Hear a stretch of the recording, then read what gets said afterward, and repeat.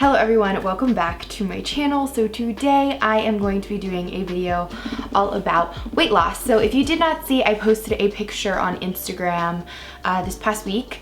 I'll post it right here. Basically, it is talking about my before and after of weight loss. And a couple of you guys had questions, DM'd me. A couple of people were just asking me questions about it. I am not somebody who's like a certified personal trainer. I do work kind of in sports nutrition for my job, and I am not like a certified personal trainer. I'm not like someone who can tell you everything about weight loss. I'm still on my own journey. I'm not finished yet, but I do really enjoy what I'm doing. So a couple of you guys asked me about it, and I wanted to kind of answer some questions. A lot of people, one of the main things they asked was, when was the first photo taken? And I posted in the comments in October of 2016 or November of 2016. The next one is, how did I do it? What did I do? Did I do some magic diet? So I am someone who has tried pretty much every diet. The only diet that I have never gone on is the Atkins diet or the ketogenic diet, which are practically the same thing. And there are a lot of reasons for that, but I really don't like the ketogenic diet. I really don't like the Atkins diet. If you don't know, the guy who created the Atkins diet, Dr. Atkins, died of a massive heart attack. I just don't like the idea of that. But essentially what I did was a caloric deficit, and that to me is the way to literally any weight loss.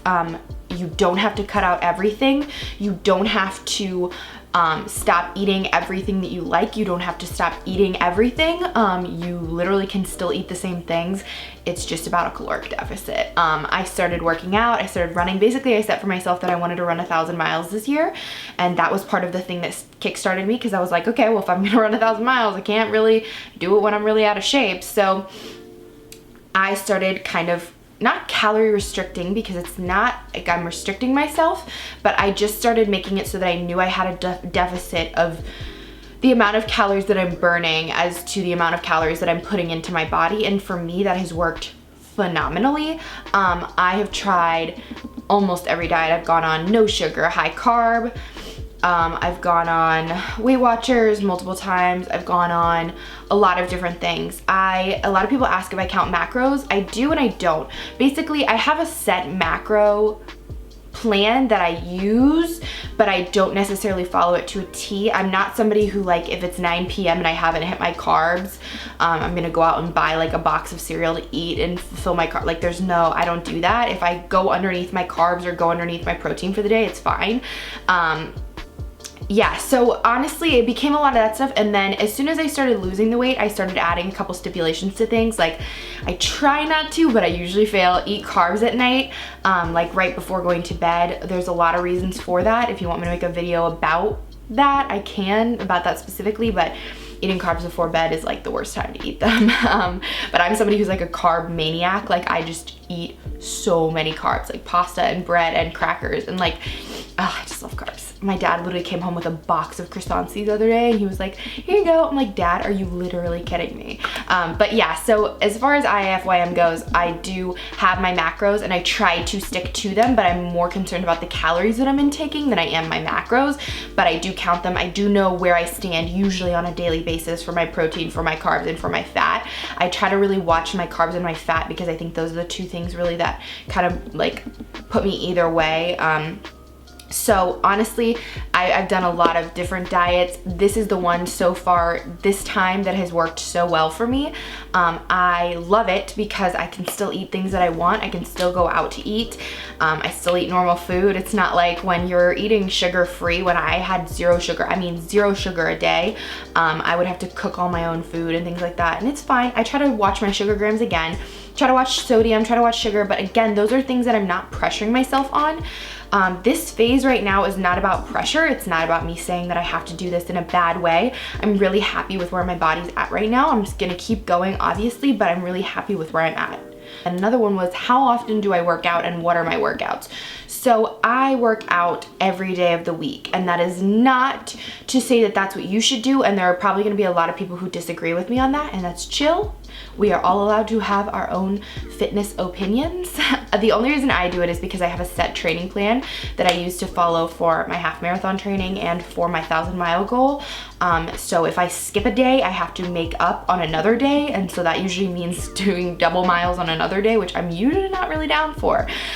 So I always do some form of cardio. Today I did 3 miles, then I did a warm-up of 70-pound squats, then 45-pound lunges on each leg. That was my like warm-up for the day.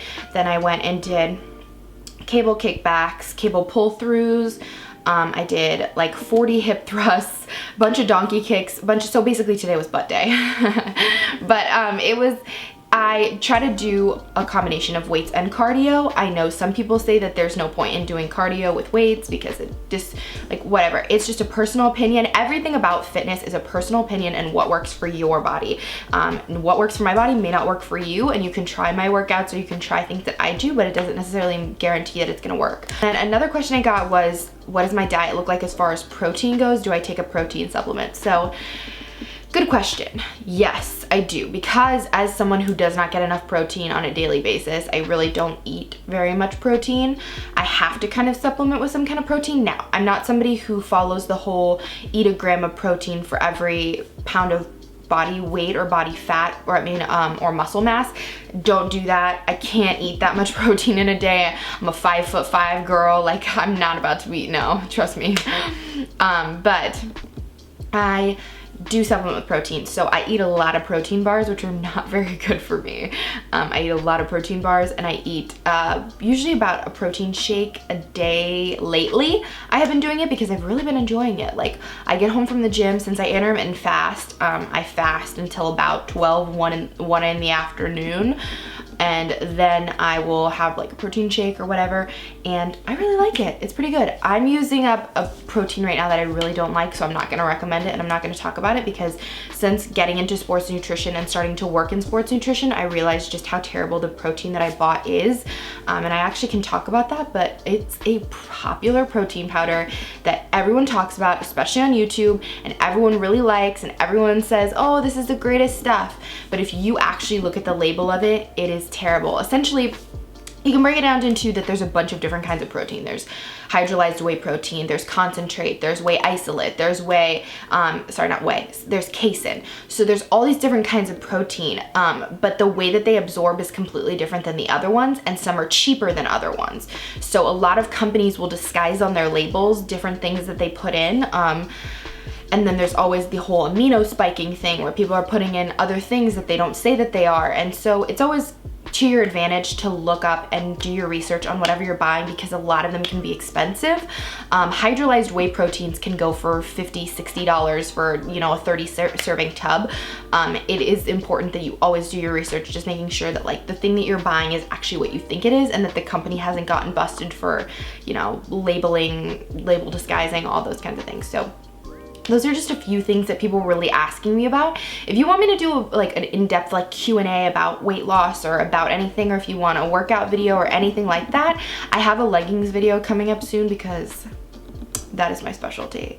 Leggings are my thing. So if you guys want any other workout specific videos, or you want to know anything else about what I did, or any specific meals or whatever, just let me know. Thank you guys so much for watching, and I'll see you back here later.